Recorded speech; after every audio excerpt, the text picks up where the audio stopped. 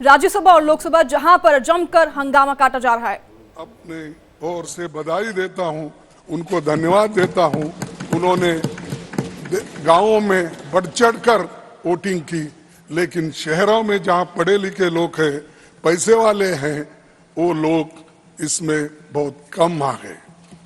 सभापति जी अपने मतदान के लिए विशेष संदेश जारी कर कहा था कि प्रजातंत्र में प्रजा ही मालिक और सर्वोपरि है। मैं इससे सहमत हूं कि ये राष्ट्रपति जी का जो संदेश है वो ठीक है, लेकिन देश के इतिहास में ये पहला चुनाव है जिसमें संविधान की रक्षा का मुद्दा बना। बीजेपी ने 400 पार का नारा दिया। उनके कई नेताओं ने तो यहां तक कहा कि दूसरे सदन में बहुत से नेताओं ने ये भी कहा कि बीजेपी संविधान बदलेगी, और उन्होंने बार बार ये बातें कही। और यहां तक कि शुरुआत में 2014 में तो भागवत जी, जो इस सदन के सदस्य नहीं है, मैं उनका नाम नहीं लेना चाहता हूं। आप निकाल दीजिए। एक सेकंड। माननीय खड़गे जी, मेरा विशेष अनुरोध रहेगा कि प्रतिपक्ष के सम्मानित नेता के अलावा भी आपका बहुत बड़ा व्यक्तित्व है। आपने जो अभी कहा कि नाम भी ले दिया और कहा कि नाम मत लीजिए। विड्रॉ कर दो। नहीं, विड्रॉ कर दो। I think it calls for regret. मुझे ऐसा लगता है कि आपको इसके लिए शर्मिंदा होना चाहिए, और मैं भी इस बात को लेकर शर्मिंदा हूं कि ऐसी बात हुई सदन में। प्रमोद तिवारी जी, एलओपी ने खुद कहा कि ये वापस लिया जाना चाहिए। कहा कि बीजेपी संविधान बदलेगी। इंडिया गठबंधन को संविधान बचाने की मुहिम इसी कारण हम चलाना पड़ा। जनता ने ये महसूस किया कि बाकी मसले आते जाते रहेंगे, पर संविधान बचेगा तभी लोकतंत्र रहेगा और चुनाव भी होंगे और हम और आप यहाँ बैठेंगे। सभापति जी, इस लड़ाई में आम नागरिकों ने विपक्ष का साथ दिया। गरीबों, किसानों, मजदूरों, पीड़ित, शोषित महिलाओं, युवाओं ने हमारा सबका साथ दिया और डेमोक्रेसी को बचाने का उन्होंने बहुत बड़ा काम किया। कंटिन्यू। अभी भी सामाजिक न्याय के विपरीत मानसिकता वाले लोग मौजूद हैं। ये लड़ाई तभी पूरी होगी जब ऐसी विचारधारा को उखाड़ फेंकना जरूरी है, और इसके लिए हम सबको भी मेहनत करना पड़ेगा। सभापति जी, इस सत्र की एक खूबी ये है कि जनादेश के डर से सत्ता दल के लोग संविधान का जप कर रहे हैं, पर ऐसे लोग भी जिनको संसद में जय संविधान नारे पर भी आपत्ति है, जय संविधान के नारे पे भी आपत्ति है, ऐसे लोग भी सदन में हैं, ऐसी पार्टी भी सदन में है। इसीलिए आपको इसीलिए ये संविधान की रक्षा का मसला अभी भी कायम है। भारत की जनता ने इसकी असली मंशा, सोच और इरादों को देख परख लिया है। इसीलिए संविधान माथे पर लगाने से काम नहीं चलेगा। संविधान माथे पर लगाने से काम नहीं चलेगा, बल्कि इसके मूल्यों पर आपको चल कर दिखाना होगा, और तभी ये कुछ आपको कर सकते हैं। सर, सभापति जी, बीते एक दशक में संसदीय संस्थाओं, परंपराओं को लगातार कमजोर किया गया है। विपक्ष को नजरअंदाज किया गया है। पार्लियामेंट में हमें अपनी बातें रखने के लिए लगातार संघर्ष करना पड़ा, इसीलिए क्योंकि इनकी सोच में ऐसी संसद थी जिसमें कोई विपक्ष न हो। सोच होती तो 17वीं लोकसभा में पहली बार डिप्टी स्पीकर का पद खाली नहीं होता था। और आज और डेमोक्रेसी की बात करते हो, डेमोक्रेसी से बात करने वाले एक कानूनन संविधान में प्रोविजन है, जैसा कि speaker, deputy speaker, chairman, deputy chairman, लेकिन आपने 5 साल तक वो पोस्ट को खाली रखा। ये क्या डेमोक्रेटिक तरीका है? क्या ये संविधान के तहत आप चल रहे हो? और कहते तो बाहर ये है कि संविधान के तहत हम सब कुछ काम करते हैं, लेकिन आप काम जब देखते हैं आप उसके उल्टा और विपरीत करते रहते हैं। इसी राज्यसभा में चेयरमैन साहब, इसी राज्यसभा में प्रधानमंत्री जी ने छाती ठोककर विपक्ष को ललकारते हुए कहा था कि एक अकेला सब पे भारी। हाँ, लेकिन अरे सर, मैं ये पूछना चाहता हूं, एक अकेले पर आज कितने लोग भारी है? आज एक अकेले पर कितने लोग भारी है पार्लियामेंट में और यहाँ पर? तो लेकिन चुनावी नतीजे के दिखा दिया है कि देश का संविधान और जनता सब पर भारी है। देश का संविधान और जनता सब पर भारी है। लोकतंत्र में अहंकारी नारों को जगह नहीं है। और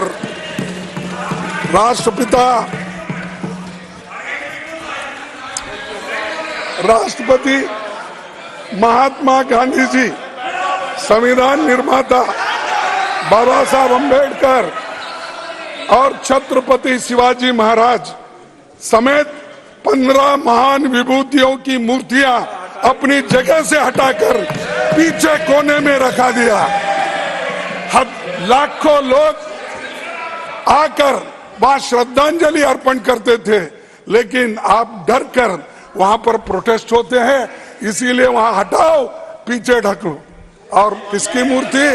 जो आजादी दिलाए महात्मा गांधी, जो संविधान बनाया डॉक्टर बाबा साहब अम्बेडकर, छत्रपति महाराज, ऐसे लोगों को आप पीछे हटा के कोई देखना नहीं, ऐसा करते हो। और उसके लिए लड़ाई हमने लड़ी सर। मैं अभी स्टूडेंट्स था, उस वक्त हमने इस बाबा साहब अम्बेडकर के मूर्ति को बिठाने के लिए हम लड़े। एक सेकंड प्लीज माननीय सदस्यगण, एक सेकंड प्लीज बैठिए। Please honourable minister take your seat. माननीय मंत्री जी कृपया बैठ जाइए।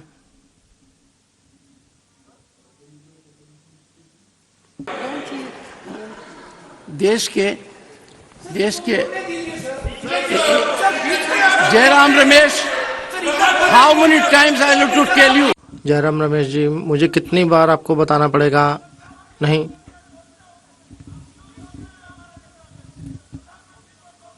प्राइम मिनिस्टर बोलते हैं, कभी टोकते हैं किसी को, क्यों मेरे नेता को? Nothing is on record. कुछ भी रिकॉर्ड पर नहीं जा रहा, रिकॉर्ड पर कुछ भी नहीं जाएगा, कुछ भी रिकॉर्ड पर नहीं जाएगा। एक माननीय सदस्य कहता है चेयरमैन को, ये कोई तरीका है? कल्पना कर सकते हो? LOP number 1, leader of the opposition, a very senior politician. नेता प्रतिपक्ष एक वरिष्ठ राजनेता है और उनको देखना होगा कि सभापति क्या कह रहे हैं और उनके सदस्य शोर मचा रहे हैं कृपया बैठ जाइए मान्य सदस्यगण।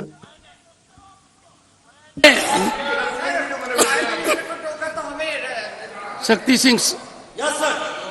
I may On have, here, with a great pain, I am saying. I may When have- Prime Minister is speaking, I you are may- not interrupting. I may have Why you to- are interrupting to I may have to name. मुझे आपका नाम लेना होगा, मुझे आपका नाम लेना पड़ेगा। आपके वरिष्ठ नेता यहाँ पे मौजूद हैं।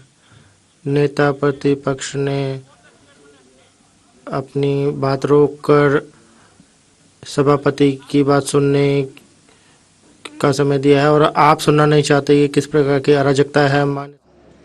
12 करोड़ शौचालय बना कर दिए। पहले मात्र 3 करोड़ घरों को नल से जल आता था, हमने 11 करोड़ और नए घरों को नल से जल देने का काम किया, जल जीवन मिशन में किया है। हमने लगभग हर घर तक बिजली पहुंचा दी, हर गांव तक तो बिजली पहुंचाई दी, हजारों गांव को विद्युतीकरण करने का काम किया है। और यही नहीं, आज देखा जाए तो जल जीवन मिशन के अलावा स्वच्छता अभियान के अंतर्गत जहां वॉश हम कहते हैं, वाटर सैनिटेशन और हाइजीन, इस क्षेत्र में बहुत काम किया है जो सस्टेनेबल डेवलपमेंट गोल के साथ जुड़ा है। लेकिन स्वास्थ्य के क्षेत्र में गरीब को लगता था कि वो अपना इलाज कहां करवाए, उसके पास पर्याप्त धन नहीं होता था। आयुष्मान भारत योजना नरेंद्र मोदी जी की सरकार लेकर आई और 60 करोड़ लोगों को 5 लाख का इलाज बिल्कुल मुफ्त में देने का कार्य किया, तो मोदी सरकार ने किया। और अब 70 वर्ष से ज्यादा की उम्र वालों को 5 लाख रुपए का इलाज बिल्कुल मुफ्त में मिलेगा, तो एनडीए की सरकार ने देना शुरू कर दिया है। माननीय अध्यक्ष जी, एक नहीं अनेकों ऐसे उदाहरण हैं जिससे गरीब के जीवन में बहुत बड़ा बदलाव आया। और जब मैं कहता हूं कि 25 करोड़ लोग गरीबी रेखा से बाहर आए, तो ये उन लोगों के लिए संदेश है जिन्होंने 60 साल राज किया, गरीब को और गरीब किया, लेकिन हमने 10 सालों में वो करके दिखाया, क्योंकि गरीब मां के बेटे को आज देश के प्रधान सेवक के रूप में काम करने का अवसर मिला, तो उन्होंने उनको गरीबी रेखा से बाहर निकालने का काम किया। जब गरीब गरीबी रेखा से बाहर निकलता है तो उसकी क्रय शक्ति और बढ़ती, खरीदने की शक्ति बढ़ती है, उससे डिमांड और जनरेट होती है, उससे प्रोडक्शन को और बल मिलता है, और कारखानों में रोजगार स्वरोजगार के अवसर मिलते हैं, हमारी अर्थव्यवस्था को और बल मिलता है। यही नहीं, हमारे देश में ईज ऑफ डूइंग बिजनेस और ईज ऑफ लिविंग के क्षेत्र में कैसे बदलाव हुआ। जन विश्वास एक्ट की मैं बात करूं तो हमने 183 प्रोविजंस को डीक्रिमिनलाइज किया है, 42 सेंट्रल एक्ट्स में इनको बदलाव करके व्यापारी को, आम जनमानस को काम करने में वो जो डर होता था जेल जाने का, उसको खत्म किया है। और ईज ऑफ डूइंग बिजनेस में मैं कहना चाहता हूं, 63,000 के लगभग कंप्लायंसेस देश में होती थी, 39,000 कंप्लायंसेस के बर्डन को खत्म कर दिया है, और आगे निरंतर प्रयास जारी है कि हम इसको और सुधार करेंगे और जनता को काम करने में और अवसर मिलेंगे। कंस्ट्रक्शन परमिट में हमारा रैंकिंग 184 था, आज 27वां है। बिजली प्राप्त करने में 137वां हमारा स्थान था, आज 22वां है। माइनॉरिटी इन्वेस्टर्स की प्रोटेक्शन में 13वां स्थान था, आज वो 25वां है। और ये सारे कदम हमने उस दिशा में उठाए, और देश के युवाओं में नरेंद्र मोदी जी का विश्वास, ये एक आंकड़ा मैं आपके सामने कहना चाहता हूं जो बदलाव दिखाता है। स्टार्टअप हमारे देश में मात्र 350 थे, हम दुनिया में कहीं खड़े नहीं थे, आज वो 350 से बढ़कर 1 लाख से ज्यादा स्टार्टअप हो गए।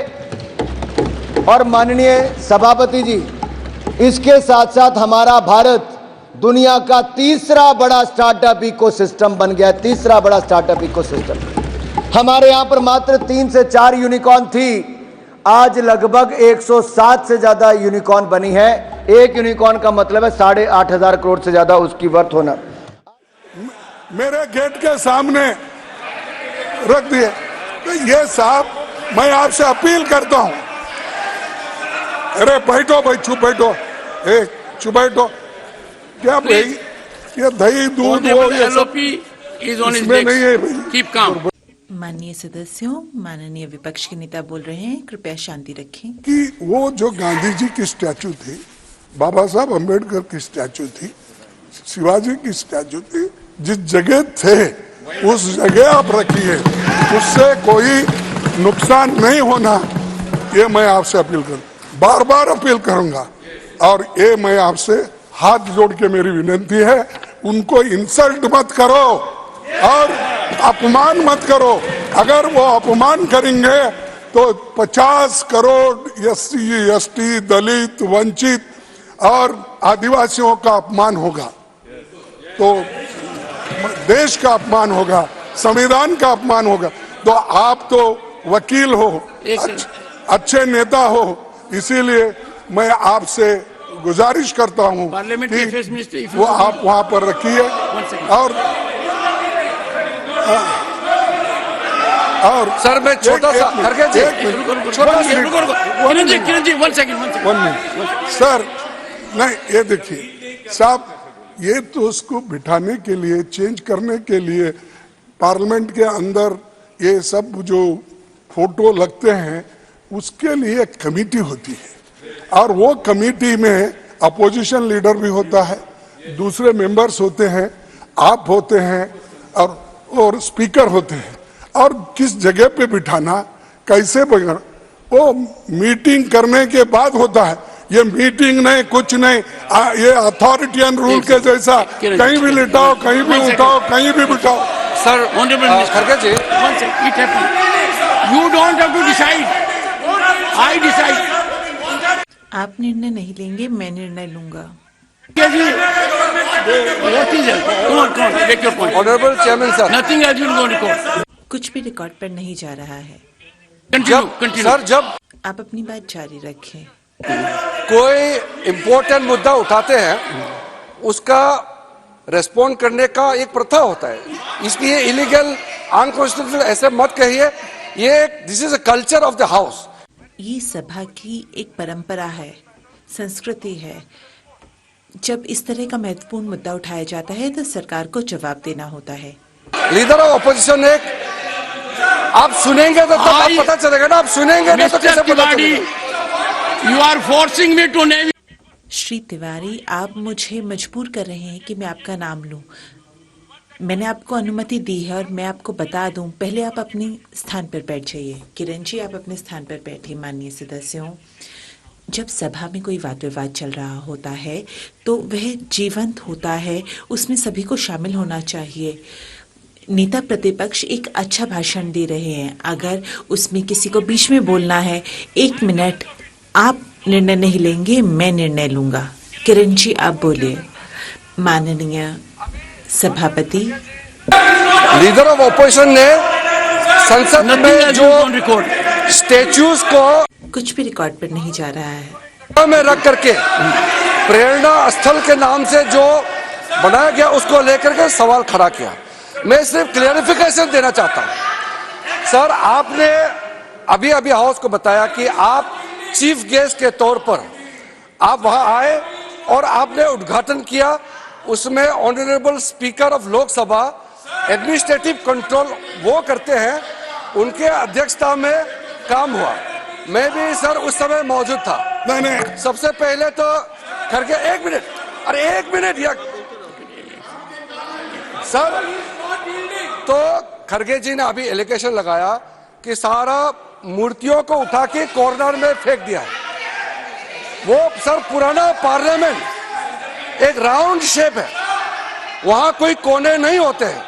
वो पार्लियामेंट जो राउंड है और उसी राउंड के अंदर में बहुत ही खूबसूरत जगह में प्रेरणा स्थल का वहां जगह तय किया और बहुत सम्मानजनक, बहुत ही अप्रोप्रिएटली सही तरीके से मूर्तियों को रखा है। और आज देश का कोई भी जनता संसद में आकर के संसद को देखना चाहते हैं तो हमारे महान आत्माओं का दर्शन एक जगह में जाकर के दर्शन कर सकते हैं।